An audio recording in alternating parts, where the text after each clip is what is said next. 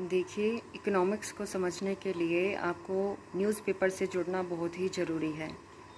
अगर इकोनॉमिक्स को आपको समझना है तो हर कॉन्सेप्ट, अगर आप करंट के थ्रू चलते हैं कि करंट में अभी क्या चल रहा है, कौन सी योजना आई है, सरकार क्या क्या बदलाव कर रही है पॉलिसीज़ में, तो उसके थ्रू आपको इकोनॉमिक्स को समझना बहुत ही आसान हो जाएगा। ये आज का न्यूज़पेपर है 22 अगस्त 2023 का।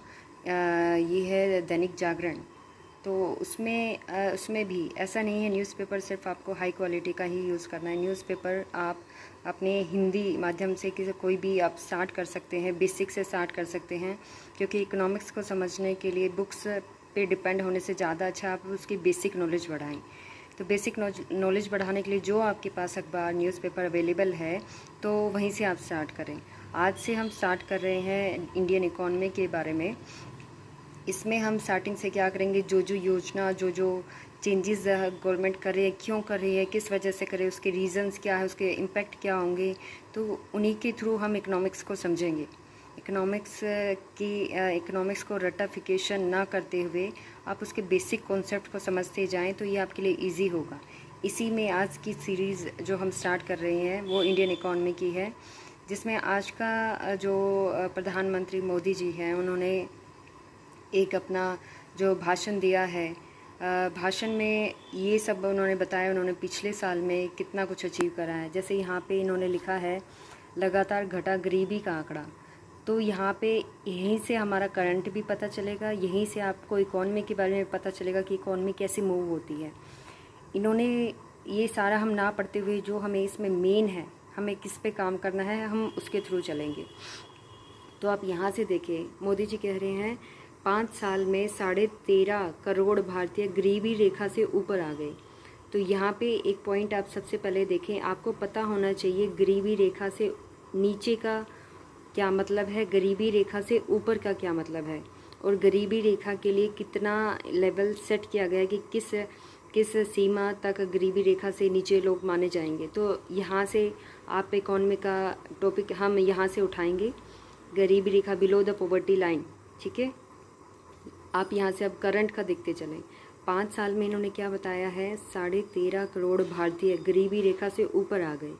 इसी का दावा आयकर रिटर्न विभाग ने जैसे बताया था 2014 में हमारी औसत आय थी। औसत आय क्या होती है, एवरेज, मतलब एवरेज इनकम जो होती है वो 4 लाख थी, जो अपनी देश की औसत आय होती है ना, तो उस पर डिपेंड करता है कि हमारा देश कितना ग्रो कर रहा है। तो 2014 में औसत आय 4 लाख थी, तो जो 2023 में 3 गुना बढ़कर कितनी हो गई है, 13 लाख। तो यहाँ से थोड़ा डिफरेंस आप देख सकते हैं, 4 लाख से बढ़ के 13 लाख हो गई। तो इन्होंने एक यहाँ पे और अपना फैक्ट दिया है, 2014 से पहले भारत का जो अर्थव्यवस्था थी दुनिया में 10वें नंबर पे थी, जो आज 5वें नंबर पे है।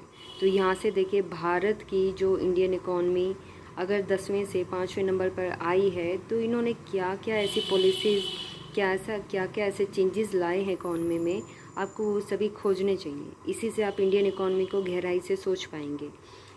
इसके थ्रू हम आगे बढ़े हैं। तो इन्होंने बताया है कि जो ये आज गरीब के लिए क्या कर रहे हैं, गरीब के लिए हम ये डायरेक्ट पैसा जो दे रहे हैं इनके सीधे खाते में दे रहे हैं। अब सीधे खाते में गरीब का पैसा पहुंचाने का इनका मतलब है कि बीच में करप्शन इन्हें हटाना है। अगर कोई भी गरीब है और अगर उसने उसमें अपना रजिस्ट्रेशन करवा दिया है तो स्कीम के दौरान, तो उस गरीब को डायरेक्ट पैसा उसके खाते में ही जाएगा, बीच में कोई भी उसका कमीशन नहीं खा सकता। तो ये कि इनकी बहुत अच्छी पहल है गरीबी हटाने के लिए। तो उसके बाद देखें, इसके लिए इन्होंने 5 लाख नए कॉमन सर्विस सेंटर बनाए हैं। हमें एक नई योजना के बारे में यहाँ पता चला है, पीएम विश्वकर्मा योजना, इसके बारे में हम पढ़ेंगे, इसके बारे में हम अपना नोट्स बनाएंगे। उसके बाद देखें, इस पर इन्होंने 13,000 करोड़ रुपए खर्च किए हैं, जो भी परिवारों को सहायता दी जाएगी इसमें भी। अब देखिए, इसमें इन्होंने एक बात और की है, राष्ट्रीय शिक्षा नीति की। राष्ट्रीय शिक्षा नीति जो पॉलिसी आई है 2020 की, उसके लिए इन्होंने बहुत ही इम्फेसिस किया और बहुत ही चेंजेस लाए हैं, ताकि रूट लर्निंग से हटके बच्चे की क्रिएटिविटी पे काम किया जाए, बच्चे की लर्निंग मेथड्स को इम्प्रूव किया जाए। तो इन्होंने कहा हम पारंपरिक ज्ञान तो देंगे ही, साथ के साथ जो फ्यूचर में नई टेक्निक्स आ रही नई तकनीक आ रही हैं उनका ज्ञान भी देंगे। उन दोनों को साथ में मिला के इसको ज्ञान देंगे ताकि वो पिछड़ ना जाए। जैसे कि आज की जनरेशन को साथ के साथ वो अपना टेक्निक के साथ आगे बढ़े, पढ़ाई करते हुए वो नई नई टेक्निक को भी सीख रहा है, नई नई लैंग्वेजेस को भी सीख रहा है। तो इनका कहने का मतलब है बच्चा सिर्फ डिपेंड ना कर जाए सिर्फ कागजी ज्ञान पे, वो सिर्फ वो आगे बढ़ाए अपनी नॉलेज को। इसके लिए इन्होंने क्या कहा है कि मातृभाषा को जोर दिया, मातृभाषा की पढ़ाई पे जोर दिया है। क्यों दिया है? क्योंकि बहुत से बच्चे हैं जो सिर्फ इंग्लिश की वजह से पिछड़ जाते हैं। तो इन्होंने कहा है कि मातृभाषा में शिक्षा का अवसर लाने का इन्होंने बहुत बड़ा प्रयास किया है।